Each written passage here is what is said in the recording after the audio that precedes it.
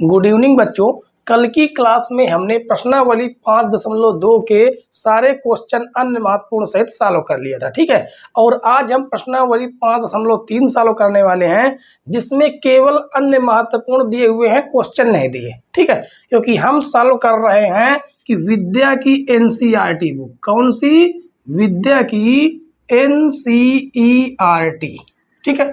जो विद्या की एनसीईआरटी जो प्रकाशन की जो बुक है, हम उसे सॉल्व कर रहे हैं, ठीक है। और केवल विद्या की जो एनसीईआरटी प्रकाशन जो बुक है, केवल उसी में ये अन्य महत्वपूर्ण क्वेश्चन मिलते हैं, अनादर किसी और में नहीं मिलते, ठीक है। तो चलिए देखते हैं पहला क्वेश्चन क्या लिखा हुआ है। पहला क्वेश्चन लिखा हुआ है, एक चतुर्भुज के कोण समांतर श्रेणी में हैं, ठीक है। यहां पर होना चाहिए समांतर श्रेणी में हैं, जिसका सर्वांतर 10 है, तो चारों कोणों के मानों की गणना कीजिए, ठीक है। तो देखिए, जो चतुर्भुज है वो ऐसा कोई चतुर्भुज रहा होगा, ठीक है। यहां पर जो कोण बने हुए हैं, इन कोणों के मानों की क्या पूछा है? कोणों का मान पूछा हुआ है, ठीक है। और आपको पता है कि इन चारों कोणों का मान, चतुर्भुज के चारों कोणों का जो मान होता है वो कितना होता है? 360 अंश होता है टोटल योग, ठीक है। तो यहां पर कहा गया है चतुर्भुज के जो कोण है वो समांतर श्रेणी में है, तो हम क्या लिखेंगे? माना चारों कोण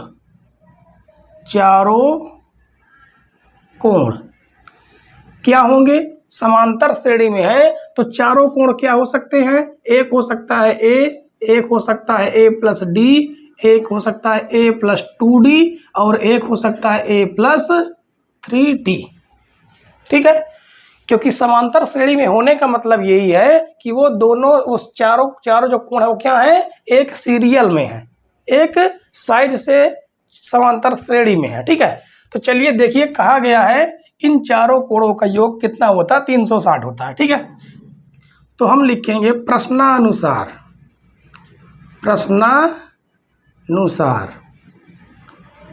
तो हमें पता है कि चतुर्भुज के चारों कोणों का योगफल कितना होता है? 360 होता है। और चारों कोणों को हम क्या कर देंगे? ऐड कर देंगे। ए प्लस डी, ए प्लस 2d और ए प्लस 3d हो जाएगा, बराबर में हो जाएगा, कितना हो जाएगा? 360 हो जाएगा, ठीक है। तो चलिए देखिए, और एक बात देखिए, यहां पर दिया सर्वांतर कितना दिया है? 10। इसका मतलब यहाँ डी का जो मान है वो कितना दिया हुआ है? वो 10 दिया हुआ है, ठीक है, 10 अंश। तो यहां पर देखिए ए कितने हो गए? 1 2 3 4, कितने हो गए? 1 2 3 4, 4 ए हो गए। डी कितने हो गए? 3 2 5 5 1 6, 6 डी बराबर कितना हो जाएगा? 360 अंश। तो यहां से देखिए क्या आ जाएगा? 4a प्लस 6, डी का मान कितना है? 10 दिया हुआ है, बराबर में 360 है। ये धन से ऋण में चला जाएगा, तो 4a प्लस, देखिए 10 जाम कितना होगा? 60 हो जाएगा, तो ये हो जाएगा 360। तो 4a बराबर आ जाएगा 360 माइनस 60, तो 4a बराबर आ गया कितना? 300, ठीक है। इसे काटिए, 4 एकन्नम 4, 4 सते 28, 2 बढ़ गया, 4 पंचे 20। तो यहाँ से जो एक ही वैल्यू निकल के आई वो कितनी निकल के आई? 75 निकल के आई, ठीक है। एक ही वैल्यू 75 अंश निकल के आई। अब हम कोण देख लेते हैं, हमारे कोण क्या क्या होंगे। तो देखिए एक ही वैल्यू कितनी है? 75। तो ये एक कोण ए है, ये कोण ए प्लस डी है, ठीक है। और ये हो जाएगा a प्लस 2d, और ये हो जाएगा a प्लस 3d। तो सभी का मान रखिए, देखिए 75, a का मान कितना है? 75 है, तो यहाँ पर 75 लिख देंगे और प्लस d कर देंगे, कितना? 10। तो ये हो जाएगा कितना? ये हो जाएगा 85 अंश, ठीक है। उसके बाद लाइन खींच दे ताकि आपको पता रहे। और a का मान कितना हो जाएगा? 75, 10 गुणे 2 हो जाएगा, ठीक है, 2, और d का मान 10 है, तो कितना हो जाएगा? 75 प्लस 10 दूनी कितना हो जाएगा? 20। तो यहाँ पर हो जाएगा कितना? 95 आ जाएगा। और उसके बाद a का मान 75 रख देंगे, 3, d का मान कितना है? 10 है, ठीक है। तो d का मान 10 रख देंगे, और 75 प्लस 30 जोड़ देंगे कितना हो जाएगा 105 हो जाएगा। ठीक है, तो यहाँ पर देखिए आपके सारे मान कोणों के मान आ गए 75 अंश, 85 अंश, 95 अंश और 105 अंश। ठीक है, ये तीनों के तीनों मान आपके आ गए। तो आशा करते हैं बच्चों ये क्वेश्चन आपको जरूर समझ में आया होगा। कंफ्यूजन होगी तो आपको यहाँ पर होगी। ठीक है, और हमने आपको पिछली क्लास में ये सारे फार्मूले हमने बता चुके हैं। ठीक, कि समांतर श्रेणी के जो पद होंगे, समांतर श्रेणी के जो पद होंगे वो क्या होंगे, ए प्लस डी, ए प्लस 2d, ए प्लस 3d। ये पहला पद होगा, दूसरा पद, तीसरा पद, चौथा पद, इस तरह करते जाएंगे, आगे के भी पद निकलते जाएंगे। ठीक है, यहाँ पर लगने वाला जो फार्मूला है वो nवां पद का है a plus n minus 1 into D. ठीक है, इस फार्मूले का इस्तेमाल किया गया है। तो चलिए देखते हैं अगला क्वेश्चन। ठीक है, क्वेश्चन नंबर 2। अगला क्वेश्चन देखिए बच्चों, क्वेश्चन नंबर 2। एक क्या कहा है, 4 पद समांतर श्रेणी में है। ठीक है, ये भी क्वेश्चन पहले जैसा ही है, बस थोड़ा सा अंतर है। 4 पद समांतर श्रेणी में हैं, यदि इन पदों का योग 50 है तथा सबसे बड़ा पद सबसे छोटे पद का 4 गुना है तो इन पदों के मानों की गणना कीजिए। ठीक है, तो देखिए समांतर श्रेणी के जो 4 पद होंगे वो पद कौन से होंगे, तो माना समांतर श्रेणी के 4 पद, समांतर श्रेणी के 4 पद। ठीक है, अब 4 पद कौन होंगे, हमने अभी आपको इसके पहले वाले में दिखाया था, ए प्लस डी, ए प्लस 2d और क्या हो जाएगा a प्लस 3d। ठीक है, ये 4 पद हो जाएंगे।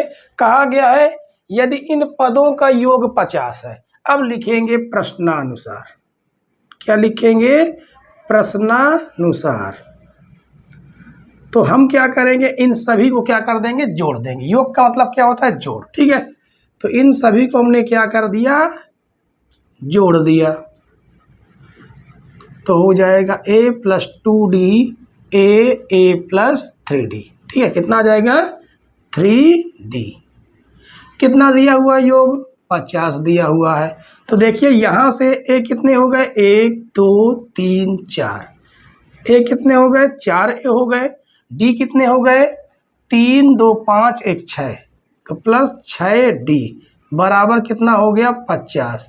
अब यहाँ से हम चाहें तो 2 कॉमन कर सकते हैं, तो ये हो जाएगा 2a प्लस 3d बराबर क्या हो जाएगा 50 हो जाएगा। ठीक है, तो ये काटिए, 2 1 2, 2 दूनी 4, 2 पंचे 10, तो आ जाएगा 2a प्लस 3d बराबर 25। इसे हम क्या मान देंगे, समीकरण 1 मान देंगे। ठीक है, अब देखिए आगे क्या कहा गया है, सबसे बड़ा पद सबसे छोटे पद का 4 गुना है। सबसे बड़ा पद कौन सा होगा, a प्लस 3d होगा। ठीक है, a प्लस 3d जो सबसे बड़ा पद है वो सबसे छोटे पद का, किसका, a का कितना है, 4 गुना है। ठीक है, तो अब देखिए यहाँ से क्या निकल के आता है, a प्लस 3d बराबर क्या हो गया 4a, ये धन से चला जाएगा ऋण में, तो हो जाएगा 3d बराबर 4a माइनस a।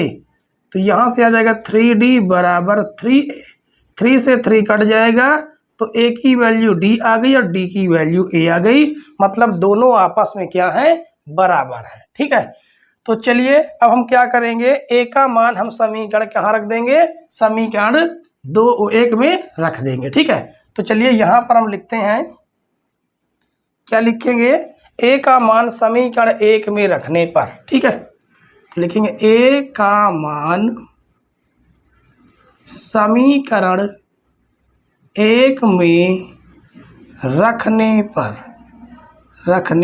पर। ठीक है, चलिए यहाँ पर रखिए इस जगह पर, तो हो जाएगा 2, a का मान कितना है, d के बराबर है, d प्लस 3d बराबर कितना है 25 है। ठीक है, 3d और 2d कितना हो जाएगा 5d हो जाएगा, तो आ जाएगा 25, 5 1 5, 5 5 25, d की वैल्यू 5 निकल आई, तो a की वैल्यू भी कितनी होगी 5 होगी, क्योंकि दोनों आपस में क्या है, बराबर है। ठीक है, कहा गया है इन पदों के मानों की गणना कीजिए। चलिए अब हम क्या निकाल देते हैं, पद निकाल देते हैं। ठीक है, तो पहला पद हमारा कितना है, ए है, और ए की वैल्यू कितनी है, 5 है, तो ये हो जाएगा हमारा पहला पद। दूसरा पद कितना है, ए प्लस डी है, तो ए की वैल्यू भी 5 है और डी की वैल्यू भी 5 है, कितना हो गया, 10 हो गया। ठीक है, अब तीसरा पद देखिए कितना है, तीसरा पद ए प्लस 2d है, तो ए का पद तो ए का मान कितना है, 5 है, प्लस 2 गुणे कितना हो जाएगा, 5, तो 5 दूनी 10 और 10 5 कितना हो जाएगा, 15 हो जाएगा। तीसरा पद देखिए, चौथा पद a प्लस 3d, तो a की वैल्यू 5, 3, d की वैल्यू कितनी है, 5 है, तो 5 3 15, 15 5 कितना हो जाएगा, 20। तो ये आपके चारों पदों के क्या आ गए, मान आ गए। ठीक है, तो आशा करते हैं बच्चों आपको ये क्वेश्चन पूरी तरह से समझ में आ गया होगा। ठीक है, और अगर आपको डाउट हो तो इसे आप थोड़ा से समझ लीजिए दोबारा। समांतर श्रेणी के 4 पद यही होते हैं, ए प्लस डी, ए प्लस 2d, ए प्लस 3d, 5 पद कह दे तो ए प्लस 4d, 6 पद कह दे तो ए प्लस 5d। ठीक है, तो ऐसी संख्या आगे बढ़ती रहेंगी। ठीक है, यहाँ पर पदों की बात हुई है, पदों की बात हुई है, लेकिन जब कह दे संख्या की बात तो संख्या दूसरे होते हैं। ठीक है, चलिए देखिए हम आपको समांतर श्रेणी की संख्याएं भी लिखा देते हैं। ठीक है, अब देखिए बच्चों तीसरा क्वेश्चन क्या लिखा है, किसी समांतर श्रेणी की 3 संख्याओं का योग 12 है। अब देखिए यहाँ पर कहा गया है संख्याएं और इसके पहले कहा जाता था पद। ठीक है, तो पद और संख्या में अंतर है, तो चलिए हम आपको क्या लिखा देते हैं, संख्या लिखा देते हैं। ठीक है, तो समांतर श्रेणी की 3 संख्याएं क्या लिखेंगे, सबसे पहले आप क्या लिख लीजिए, सूत्र लिख लीजिए। ठीक है, तो समांतर श्रेणी की 3 संख्याएं। अब ये 3 संख्याएं कौन कौन होगी, देखिए, एक हो जाएगी a माइनस डी, एक हो जाएगी a और एक हो जाएगी a प्लस डी। ठीक है, ये 3 संख्या होंगी। अब समांतर श्रेणी की कितनी संख्याएं, 4 संख्याएं। अब 4 संख्याएं कौन कौन सी होती हैं, 4 संख्याएं होती हैं a minus 3d, a minus D, a plus D और a प्लस 3d। ठीक है, ये 4 संख्याएं होती हैं समांतर श्रेणी की, क्या होती हैं, संख्याएं। पद हम आपको लिखा चुके हैं, जो पद होते हैं वो होते हैं a plus D, a plus 2d, a plus 3d, a plus 4d, वो पद होते हैं। ठीक है, ये संख्याएं हैं। अब लिखेंगे समांतर श्रेणी की 5 संख्याएं, कितनी, 5 संख्याएं। अब वो 5 संख्याएं कौन सी हैं, वो 5 संख्याएं हैं, पहली संख्या है a माइनस 2d, दूसरी संख्या है a माइनस डी, तीसरी संख्या है केवल a। ठीक है, और चौथी संख्या है a प्लस डी, पांचवी संख्या है a प्लस 2d। ये संख्याएं हैं, इन संख्याओं को आप लोग लिख लीजिए। ठीक है, उसके बाद हम आपको इस क्वेश्चन को सॉल्व करवाते हैं। ठीक है, तो चलिए आप लोग लिख लीजिए, तो आपने इसकी स्क्रीनशॉट ले लीजिए या फिर। ठीक है, तो चलिए हम क्या करते हैं, अब इसको मिटते हैं। ठीक है, तो ये हमने क्या कर दिया, रफ कर दिया। अब आगे देखिए क्वेश्चन पढ़िए क्या लिखा है, किसी समांतर श्रेणी की 3 संख्याओं का योग 12 है।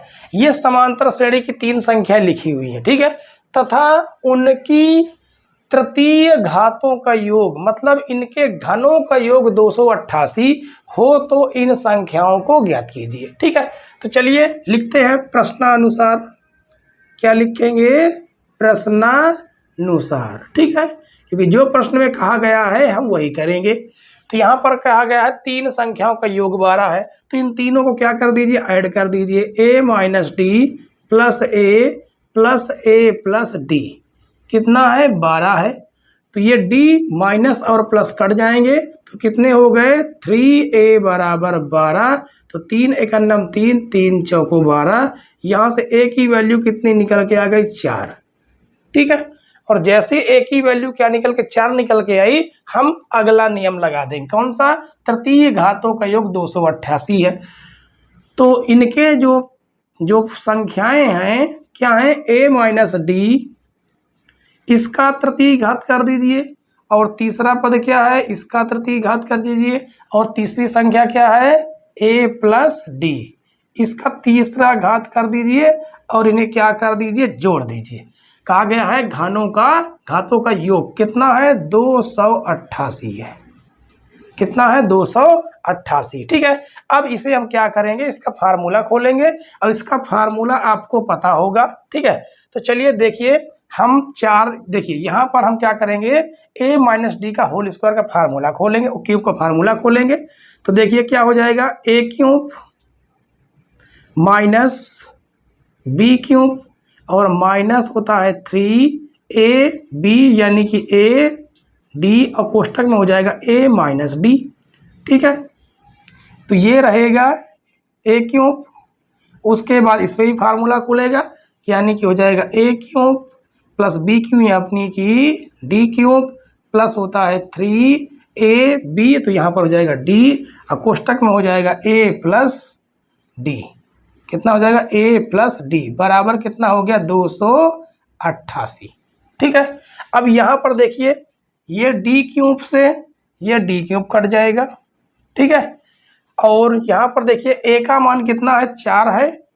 तो देखिए यहाँ पर कितने हो गए, 1 2 3, कितने हो गए, तो हम लिख लेंगे 3a क्यूब।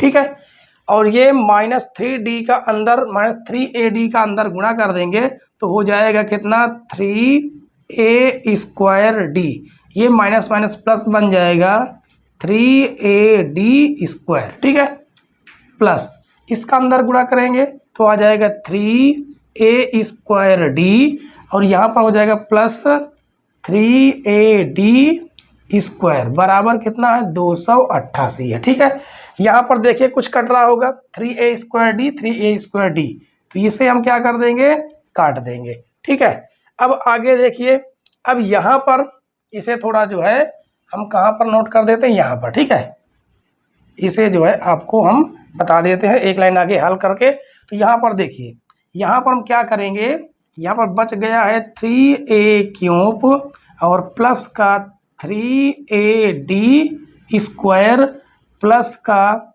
3ad स्क्वायर बराबर में कितना है, 288 है।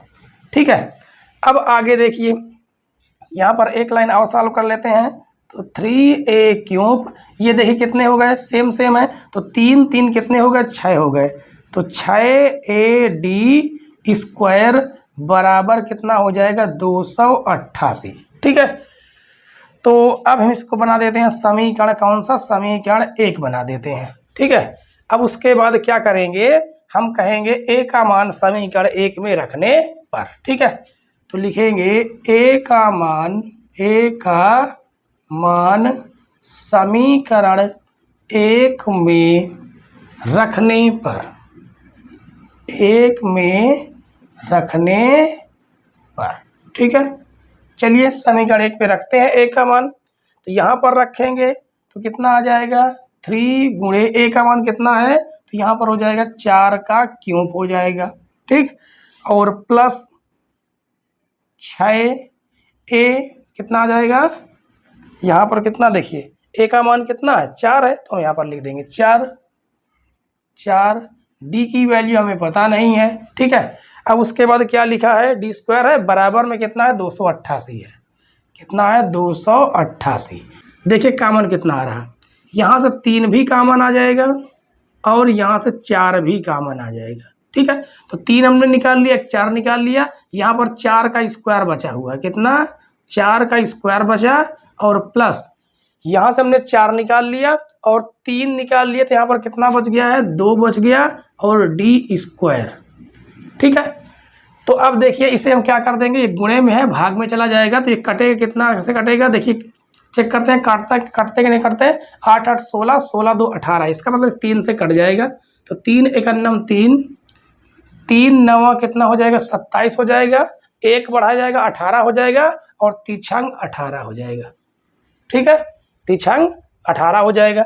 4 से काटिए, 4 1 9 4, 4 दूनी 8, 1 बढ़ गया, 4 चौक 16, और इधर कितना बच गया, 4 का स्क्वायर, ये 16 बच गया, और प्लस का 2d² बराबर कितना है, 24 है। ठीक है, अब ये धन से जाएगा ऋण में, तो 2d² बराबर 24 माइनस 16। ठीक, अब देखिए इसको घटा लीजिए, यहाँ पर कितना है, 2d² बराबर आ जाएगा 24 से 16 हम घटाएंगे तो 14 से 6 जाएगा, कितना आ जाएगा, 8 आ जाएगा, और ये कितना बच जाएगा, ये बच जाएगा 1, यानी कि 8 ही बचेगा। तो 2 × 9 2, 2 चौको 8, तो d² बराबर कितना आ गया, 4। तो d बराबर आ जाएगा √4। तो यहाँ से d की वैल्यू निकल के आ जाएगी +-2। क्या निकल के आया, +-2 निकल के आया। ठीक है, तो अब देखिए, अब हमें a की वैल्यू पता चल गई, d की वैल्यू पता चल गई, अब हमें इन संख्याओं को ज्ञात करना है। ठीक है, तो इसके लिए हम क्या कर देते हैं, इधर हम मेट देते हैं। ठीक है, तो इसको हम क्या कर देते हैं, मेट देते हैं, और आशा करते हैं आप लोगों को पूरी तरह से समझ में आया होगा। ठीक है, और a की वैल्यू देखिए कितना है, a की वैल्यू 4 है, तो इसे हम लिख लेंगे, a की वैल्यू कितनी है, 4 है। तो a की वैल्यू कितनी है, 4 है, और d की वैल्यू कितनी है, +-2 है, प्लस और माइनस दोनों का d है, 2 है, क्योंकि रूट से बाहर कोई भी संख्या निकलती है तो प्लस और माइनस के साथ। ठीक है, तो सबसे पहले हम क्या लिखते हैं, a बराबर 4 और d बराबर कितना, 2 रखने पर। ठीक है, रखने पर, तो कहाँ रखेंगे, इन संख्याओं में रखेंगे। तो चलिए, a पहला कितने संख्या, a माइनस d है, दूसरा a है, तीसरा a प्लस d है। ठीक है, तो a की वैल्यू देखिए कितना, 4 है, d की वैल्यू 2 है, तो ये कितना आ जाएगा, 4 में से 2 जाएगा, कितना आ जाएगा, 2 आ जाएगा। ठीक है, और a की वैल्यू कितनी है, 4, हमने 4 रख दिया, और उसके बाद a की वैल्यू कितनी है, 4, और d की वैल्यू 2 है, कितनी आ जाएगी, 6, यानी कि 2, 4 और 6, ये आ गया। ठीक है, अब हम क्या रखेंगे, हम कह सकते हैं कि a बराबर 4 और d बराबर -4 रखने पर। ठीक, रखने पर। तो चलिए अब इन संख्याओं को रखते हैं, देखिए क्या आता है। तो हमारी जो संख्याएं हैं वो हैं a माइनस डी, a और a प्लस डी। तो a की वैल्यू 4 है, माइनस d की वैल्यू -4 है, a की वैल्यू कितनी है, 4 है, अच्छा d की वैल्यू -2 है। ठीक है, -2। ठीक है, तो माइनस और माइनस क्या हो जाएगा, +2, कितना आ जाएगा, 6 आ जाएगा। a की वैल्यू यहाँ पर 4 है, तो यहाँ पर भी a की वैल्यू 4, और d की वैल्यू कितनी है, -2 हो जाएगा, तो आ जाएगा कितना, 2, यानी 6, 4, 2। ठीक है, ये आपकी क्या आ गई, संख्याएं आ गई। ठीक है बच्चों, तो आशा करते हैं ये क्वेश्चन आपको समझ में आया होगा पूरी तरह से, और ये बिल्कुल इजी क्वेश्चन है, ज़्यादा कठिन नहीं है। ठीक है, तो चलिए अब देखते हैं अगला क्वेश्चन, क्वेश्चन नंबर 4।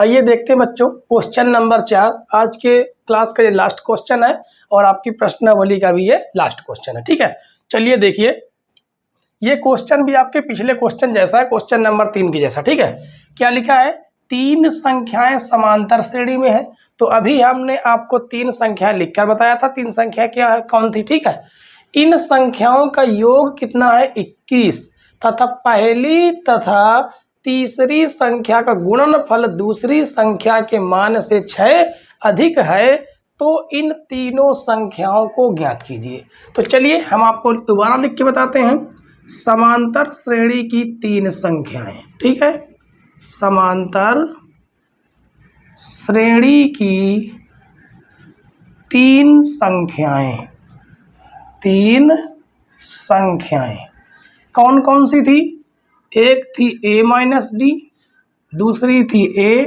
और तीसरी थी a प्लस डी। ठीक है, कहा गया है इन संख्याओं का योग 21 है, तो हम लिख देंगे प्रश्नानुसार। ठीक है, प्रश्नानुसार। देखिए, इन तीनों संख्याओं को हम क्या कर देंगे, आपस में इन्हें क्या कर देंगे, जोड़ देंगे। ठीक है, तो इनका जो योग है वो कितना है, 21 है। तो ये ऋण का और धन का कट जाएगा, 1 2 3, एक कितने हो गए, 3a बराबर 21, तो 3 एकन्नम 3, 3 सते 21, यहाँ से a की वैल्यू क्या निकल के आ गई, 7 निकल के आ गई। ठीक है, अब हम क्या करेंगे, यहाँ पर कहा गया है पहली तथा तीसरी संख्या का गुणनफल। तो ये पहली संख्या और ये तीसरी संख्या, तो पहली संख्या हो जाएगी a माइनस डी, दूसरी हो जाएगी a प्लस डी। इन दोनों संख्याओं का गुणनफल जो है वो कौन सा है, दूसरी संख्या के मान से 6 अधिक है। ठीक, दूसरी संख्या हमारी क्या है, a है, उससे 6 अधिक है। ठीक है, तो अब देखिए हम इन दोनों संख्याओं को आपस में गुणा कर लेंगे, या तो हम फार्मूला लगा सकते हैं यहाँ पर, एक कोष्टक में a माइनस बी, एक कोष्टक में a प्लस बी, तो फार्मूला होता है a square minus D square. ठीक है, अब बराबर में देखिए a का मान कितना है, a का मान हम 7 रख देंगे और प्लस 6 हो जाएगा। यहाँ पर भी a का मान हम 7 रखेंगे, तो 7 का स्क्वायर माइनस डी स्क्वायर, 7 6 कितना हो जाएगा, 13 हो जाएगा। तो ये हो गया 49 माइनस डी स्क्वायर बराबर हो जाएगा 13। ठीक है, तो माइनस डी स्क्वायर बराबर हो जाएगा 13, माइनस से प्लस से माइनस में चला जाएगा, तो माइनस का 49 हो जाएगा। ठीक है, तो इधर देखिए अब हल करते हैं, तो ये माइनस का डी स्क्वायर है, माइनस का डी स्क्वायर बराबर घटाइए 49 से हम 13 घटाएंगे, 9 से 3 घटाएंगे कितना आ जाएगा, 6 आ जाएगा, और 4 से 1 घटाएंगे कितना आ जाएगा, 3 आ जाएगा। किसका, माइनस का, तो माइनस से माइनस कट जाएगा, तो डी स्क्वायर हटाएंगे क्या आ जाएगा, √6। तो डी का जो मान निकलेगा प्लस और माइनस के साथ क्या निकलेगा, 6। ठीक है, तो हमें a का मान पता हो गया, d का मान पता हो गया, अब हम इनके मान निकालेंगे। ठीक है, तो सबसे पहले हम क्या लिखेंगे, a बराबर 7 और d बराबर कितना, प्लस का 6 रखने पर। ठीक है, चलिए रख के देखते हैं क्या निकलता है। तो पहला पद है a माइनस डी, तो a का मान कितना है, 7 है, और d का मान 6 है, क्या निकल के आ जाएगा, 1 निकल के आ जाएगा। ठीक है, और दूसरा मान क्या है, a है, तो a का मान कितना है, 7 है, और a प्लस डी हो जाएगा, तो a का मान 7 है और d का मान कितना है, d का मान है 6, तो 7 6 कितना हो जाएगा, 13 हो जाएगा। ठीक है, और अगर आप ऐसे रखना चाहें, कैसे कि a का मान कितना रख दिया जाए, a का मान 7 और d का मान माइनस का 6। ठीक है, ये रखेंगे, रखने पर, यहाँ पर लिख देते हैं रखने पर। ठीक है, रखने पर, तो चलिए रख के देखते हैं क्या आएगा उतना ही। ठीक है, तो चलिए देखिए कितना है, a माइनस डी, तो a की वैल्यू 7 है और d की वैल्यू कितनी है, माइनस का 6, तो ये हो जाएगा माइनस माइनस प्लस का 6, तो कितना आ गया, 13 आ गया। ठीक है, और दूसरा पद क्या है, दूसरी संख्या a है और a का मान कितना है, 7 है, तीसरा है a प्लस डी, और a की वैल्यू 7 है, d की वैल्यू 6 है, तो कितना आ गया, 1। देखिए 1 7 13, इसमें भी आ रहा 13 7 1। ठीक है, तो इस तरह से बच्चों आपका क्वेश्चन पूरी तरह से देखिए हमने कितनी इजी तरीके से इसको हमने सॉल्व किया। ठीक है, तो आशा करते हैं क्वेश्चन आपको पूरी तरह से समझ में आ गया होगा। ठीक है बच्चों, तो अगर आज की वीडियो आपको अच्छी लगी हो तो वीडियो को प्लीज लाइक कर दें। ठीक है, और चैनल पर नए हो तो चैनल को सब्सक्राइब कर लें, बेल आइकन जरूर प्रेस कर लें ताकि नई नई वीडियो की नोटिफिकेशन आप तक जरूर पहुंचती रहे। ठीक है दोस्तों, तो वीडियो देखने के लिए धन्यवाद। जय हिंद।